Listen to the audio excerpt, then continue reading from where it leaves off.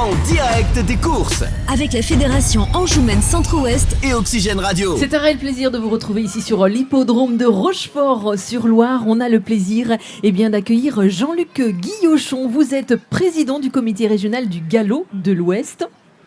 Oui, exact. Bienvenue à vous.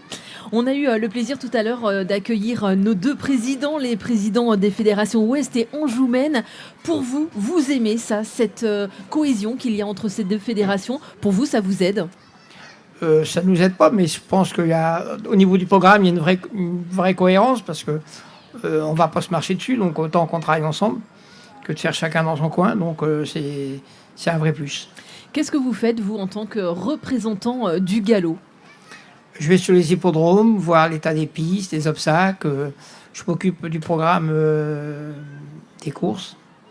J'ai pas mal de choses à faire. Est-ce que vous voyez l'évolution au fur et à mesure des années, justement?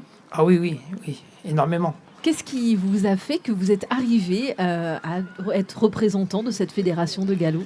Écoutez, j'ai été entraîneur, j'ai été jockey, et je trouvais que c'est une suite un petit peu logique.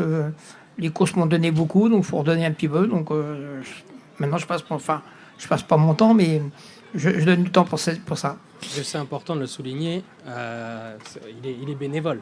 Exactement. Donc, c'est ce qu'on disait, c'est qu'en fait, pour beaucoup, il y a du bénévolat ici dans les fédérations. Ah oui, on fait ça. Puis vous voyez, comme aujourd'hui, je me suis fait engueuler parce qu'on a annulé les courses aux pertes. Les gens ne sont pas contents, je les comprends, mais nous, on n'y peut rien. Et voilà, ça fait partie de la chose. Justement, pourquoi une course est annulée, par exemple? L'hippodrome n'était pas en état de courir, la piste était très très mauvaise. Donc on ne pouvait pas prendre le risque d'envoyer des chevaux sur la piste. Donc en fait, c'est ça qu'il faut aussi expliquer. Quand vous dites qu'une course ne doit pas partir, c'est principalement pour la sécurité, en fait. Ah, bien sûr, c'est pour la sécurité des chevaux, des jockeys. C'est la sécurité qui est prime en premier. Qu'est-ce que vous aimez dans cette discipline du galop? J'aime beaucoup l'obstacle. Voilà. Les chevaux, les jockeys, tout, quoi. C'est une vraie performance. C'est une vraie performance. On voit qu'ici, vous êtes connu et reconnu. On a le plaisir d'accueillir le gagnant de la précédente course, Angelo Zuliani. Angelo, on voit, vous arrivez ici, vous êtes totalement épuisé. On a l'impression que vous avez couru un marathon. Oui, c'est vrai que c'est un effort physique très intense pour nous comme pour les chevaux. On en parlait tout à l'heure avec Jean-Luc Guillochon. Vous avez fait une comparaison par rapport au niveau sportif. Oui, c'est une chose qui a été faite il y a très longtemps. L'effort d'un jockey dans les 200-300 d'un mètre, ça équivaut à un 100 mètres. Donc c'est énorme comme... Un sprinter. Un sprinter, oui. Ouais, c'est vraiment qu'en fait, le temps, il est court. Et au niveau performance, vous avez intérêt d'être performant très très rapidement. Oui, tout à fait. Une course se joue sur quelques minutes et peut être décisive en quelques secondes. Donc il faut être réactif et surtout très en forme. Au niveau sportif, justement, est-ce que vous vous préparez autrement qu'avec les chevaux? Oui, tout à fait. Les gens montent à cheval tous les jours à l'entraînement pour entraîner les chevaux et nous-mêmes. Mais pour ma part et pour beaucoup de mes collègues, nous faisons beaucoup d'activités en dehors pour nous préparer. Ça vous permet aussi de faire autre chose que d'être avec les chevaux, de vous libérer la tête? Ou alors, il faut le faire puisque au niveau performance physique, vous en avez besoin? Nous en avons besoin. Après, c'est toujours un plaisir pour nous d'être à cheval, même à l'entraînement. Donc, c'est toujours dans un coin de la tête quand on se prépare. C'est comme un sportif, on pense à la compétition aussi.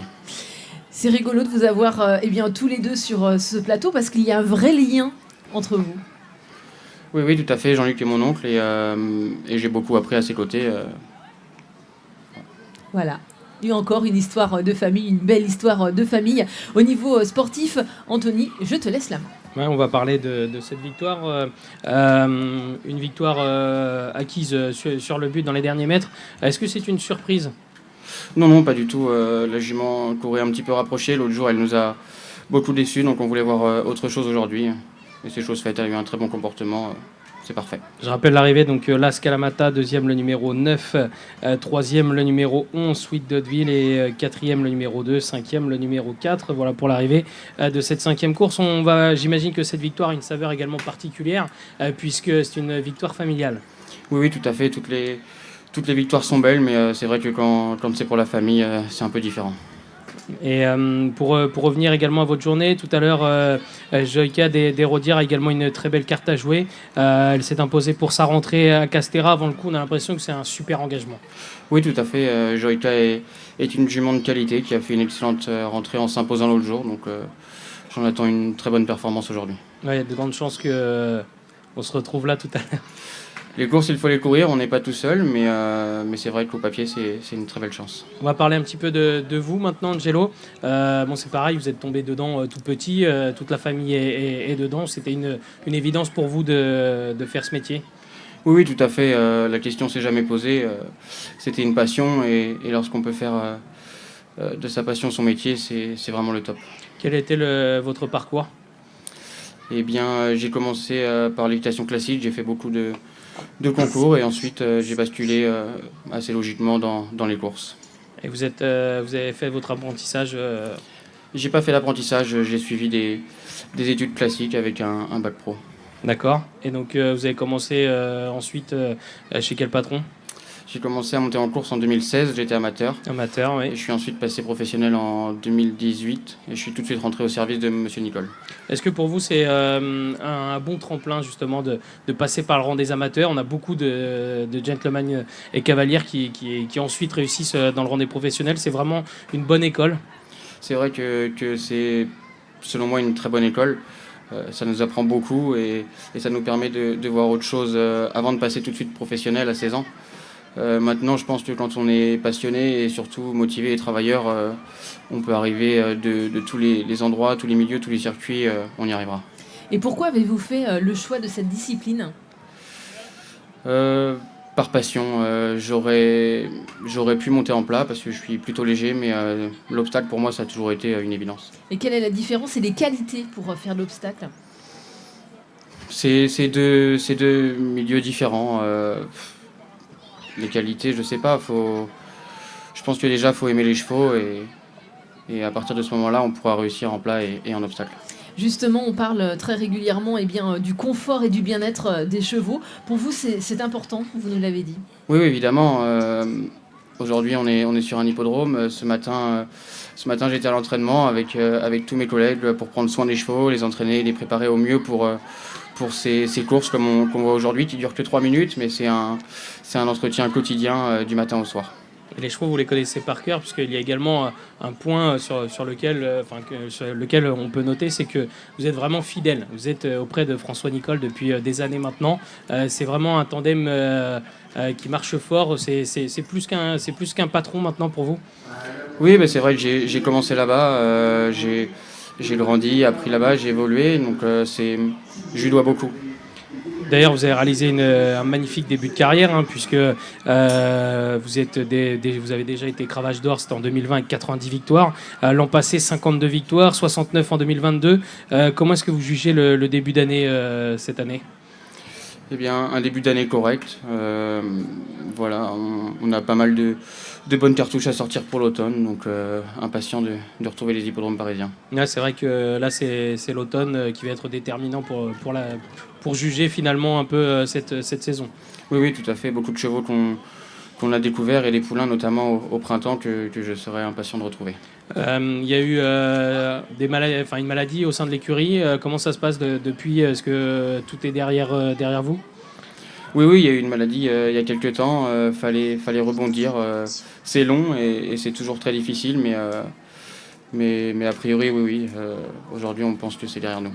Et si c'est derrière vous, l'avantage, c'est que peut-être que vous allez vous retrouver avec des chevaux déclassés. Des chevaux déclassés, je ne sais pas. Après, on fera pour le mieux pour tous les chevaux. Est-ce que vous avez déjà été cravache d'or? Est-ce que maintenant c'est de nouveau un objectif de redevenir cravache d'or, ou est-ce que maintenant vous visez surtout la qualité et les groupes 1 par exemple? Non, je vise tout. J'aime les courses. C'est vrai que gagner des belles courses à Paris, des groupes 1, c'est génial, mais aujourd'hui je suis ravi d'avoir gagné ici et non, mon but c'est de gagner le plus de courses possible aussi. À l'instant, vous parliez de chevaux déclassés. Alors, pour les gens qui ne savent pas ce que c'est, est-ce que vous pouvez nous donner une explication? Eh bien, c'est un cheval qui est un petit peu en retard de gain, qui n'a pas fait peut-être son printemps et donc qui arrive à l'automne avec des courses plus ouvertes pour lui. Plus facile, oui. Ok, très bien. En tant qu'éleveur, Jean-Luc Guillochon, qu'est-ce que vous dites sur la suite des événements? Est-ce que l'élevage tel qu'il est maintenant, est-ce que vous le trouvez beau? Oui, l'élevage, il est beau, même maintenant. C'est un peu plus dur, mais on s'en sort. La seule chose qui fait rêver, c'est l'élevage, parce que on peut toujours sortir un bon cheval avec n'importe quel jument. C'est ça l'avantage. Il n'y a pas besoin d'avoir beaucoup d'argent pour ça. On peut le dire, justement, cette histoire d'argent, elle est en suspens sur les hippodromes, on en parle, etc., etc. Mais en fait, vous le dites encore une fois, il n'y a pas forcément besoin de beaucoup d'argent pour avoir un cheval. Par exemple, il y a quelques semaines, on a vu des copains qui se sont dit, tiens, allez, on fait un pari, et ils ont acheté un cheval, et un cheval qui a carrément de très bons résultats. Oui, bien sûr, c'est pas une question de moyens. Maintenant, beaucoup de gens s'associent, donc les frais sont beaucoup plus simples. Donc, je pense que n'importe qui maintenant peut être propriétaire d'une écurie de groupe. Tout le monde peut se faire plaisir.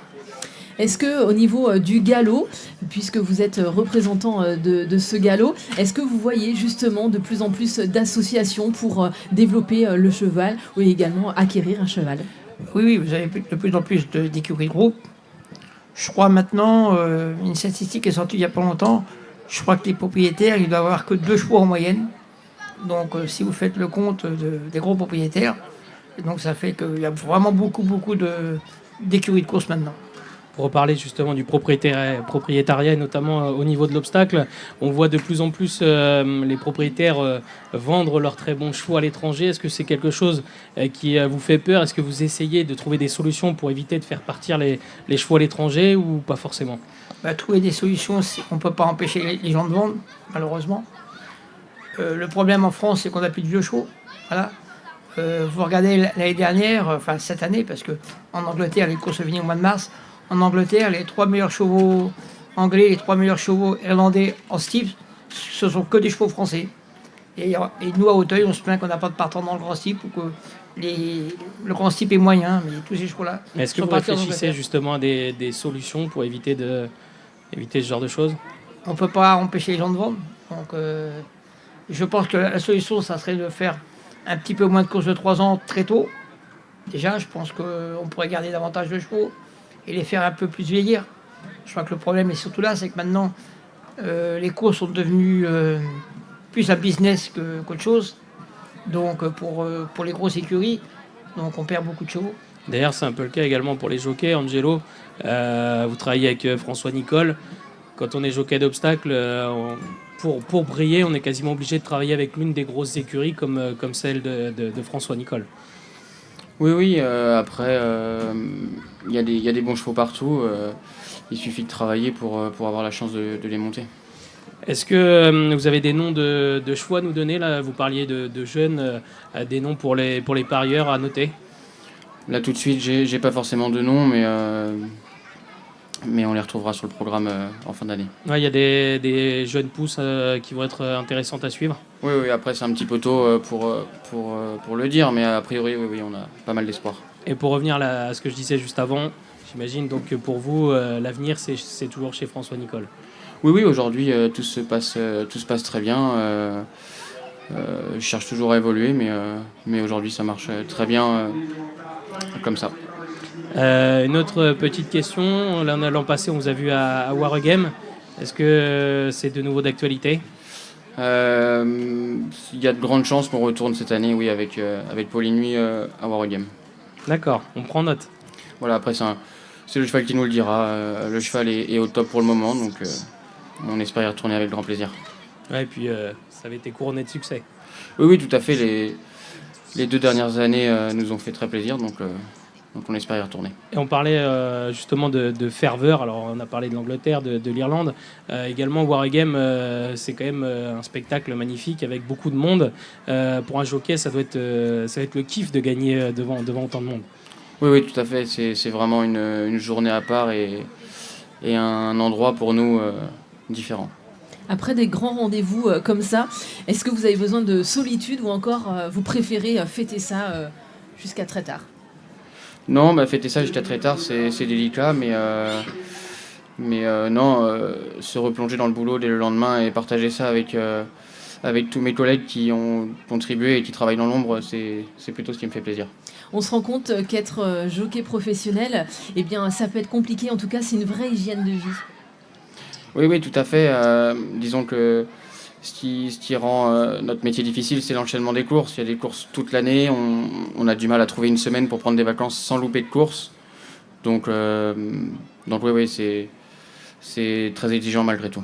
Faut gérer la vie de famille également. Oui, c'est ce que je voulais dire. Oui, tout à fait. On passe malgré tout beaucoup de temps sur la route. Voilà, faut réussir à faire la part des choses, à décrocher quand il le faut, mais faut être sérieux. Pour décrocher, est-ce qu'il faut qu'il y ait des râleries à la maison, ou alors eh bien, de vous-même vous dites stop, là moi physiquement j'arrête, j'ai besoin d'une pause? Non, après en général ça se présente tout seul. On essaye de pas aller trop loin non plus, mais voilà, faut savoir dire stop parfois. Surtout qu'un jockey d'obstacle, il y a quand même des risques. Vous jouez régulièrement avec votre santé. Oui, tout à fait. Moi, j'ai la chance de ne pas avoir de problème de poids en obstacle, donc ça aide beaucoup. Mais c'est vrai que c'est un métier à risque. Quand vous dites que vous n'avez pas de problème de poids en obstacle, est-ce que vous pouvez expliquer justement? Et bien, si vous voulez, j'ai pas mal de collègues qui sont obligés de surveiller leur alimentation tous les jours pour pas dépasser un poids précis, un poids imposé. Moi, je fais attention aussi, mais je veux dire, je me restreins pas comme eux peuvent le faire parfois. Merci beaucoup à vous deux pour toutes ces explications. Dans quelques secondes et même maintenant tout de suite, eh bien, le départ du Grand Prix de la région Pays de Loire.